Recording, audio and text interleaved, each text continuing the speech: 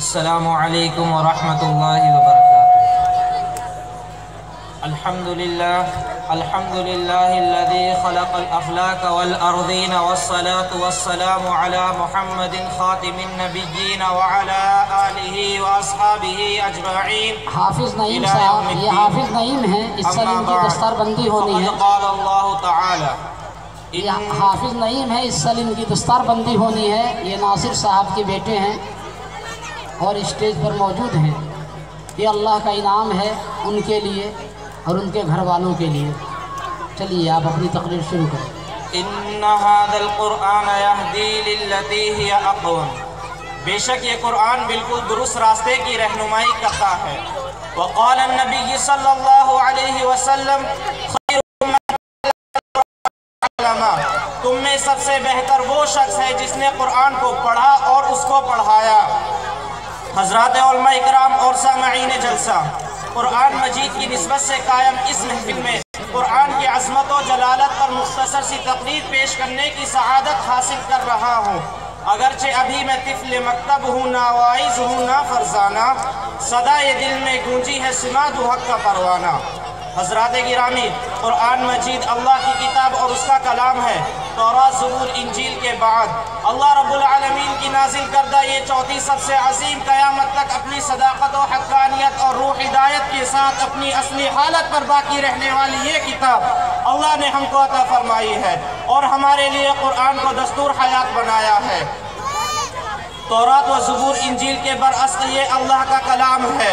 اللہ تعالیٰ نے پہلے اس کو تکلم کیا اور جبریل علیہ السلام نے سنا، پھر اللہ تعالیٰ کے حکم سے ہمارے پیارے رسول اللہ صلی اللہ علیہ وسلم پر نازل کیا گیا، جن کے واسطے سے ہم کو ملا ہے۔ یہ اللہ کا وہ سب سے بڑا انعام ہے جس کے حقدار ہم مسلمان قرار پائے ہیں اور اس سے نوازے گئے ہیں۔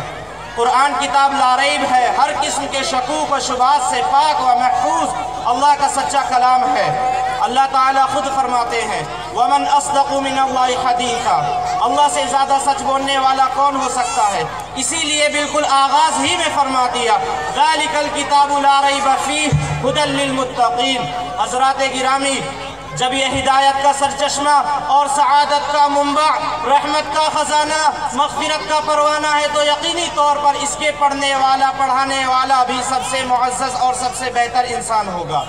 اسی لیے ہمارے آقا و مولا اور امام الانبیاء رسول اللہ صلی اللہ علیہ وسلم نے ارشاد فرمایا، سب سے افضل و بہتر وہ مسلمان ہے جس نے قرآن کو پڑھا اور اس کو پڑھایا۔ یعنی معلم و متعلم دونوں اللہ کی نگاہ میں اس کائنات کے سب سے معزز و مکرم افراد ہیں۔ حضرات گرامی، یہاں پر ہماری فکر اور سوچ اللہ کے رسول کے فرمان سے ٹکراتی ہے۔ ہم قرآن مجید کے پڑھنے والے حفاظ اور پڑھانے والے مدرسین و اساتذہ کو وہ مقام نہیں دیتے جو جدید علم و فنون کے پڑھنے والے نوجوانوں کو دیتے ہیں۔ دنیا ان کو کامیاب انسان مانتی ہے، بلکہ ہمارے گھروں میں بھی یہی تصور ہے جس کو کسی نہ کسی شکل میں ظاہر کر دیا کرتے ہیں۔ اس بچے پر زیادہ توجہ دی جاتی ہے جو بچہ اسکول اور کالج میں پڑھتا ہے، اور ان بچوں کو نظر انداز کر دیا جاتا ہے جو بچے قرآن مجید حفظ کرتے اور اس کی تفسیر و ترجمہ پڑھتے ہیں۔ ایسا کیوں ہو رہا ہے؟ اس پر غور کرے کہ جب رسول کائنات نے فرمایا خیرکم من تعلم القرآن وعلمہ، تو پھر ہماری نظر میں حفاظ اور طلبہ مدارس کے لیے وہ احترام کیوں نہیں جس کے وہ شرعی طور پر حقدار ہیں؟ حضرات گرامی، قرآن کریم کی دوسری صفت یہ ہے کہ جب اس کو پڑھا جائے یا سنا جائے گا تو یقینی طور پر اسی کا اثر ہمارے ایمان میں ظاہر ہوگا، ہمارے اعمال میں ظاہر ہوگا۔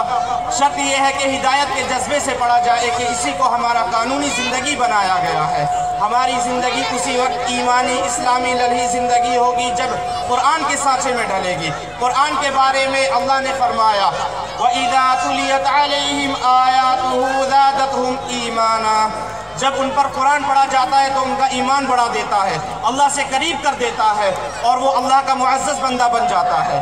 حضرات گرامی، قرآن اسی لیے نازل کیا گیا تاکہ اس میں غور کیا جائے کہ اللہ ہم سے کیا چاہتا ہے اور عجیب بات ہے کہ قرآن کے علاوہ ہر کتاب یہاں تک اخبار بھی خوب غور سے پڑھتے ہیں، جس کے بارے میں معلوم ہے کہ اخبارات جھوٹ کا پرندہ ہوتے ہیں، لیکن دل لگا کر پڑھتے ہیں اور بحث کرتے ہیں، تبصرہ کرتے ہیں، اور جس کے بارے میں فرمایا گیا سچ ہی سچ ہے، حق ہی حق ہے، خیر ہی خیر ہے، سعادت ہی سعادت ہے، اس میں غور کرنا تو دور کی بات، صحیح طریقے پر پڑھنے کا اہتمام بھی نہیں کرتے اور پابندی بھی نہیں کرتے اور جلدی چھوتے بھی نہیں، جب تک کوئی مر نہ جائے اٹھاتے بھی نہیں۔ وآخر دعوانا الحمدللہ۔ ماشاءاللہ، یہ بچے 2 منٹ یہ اپنے انعامات لے جائیں۔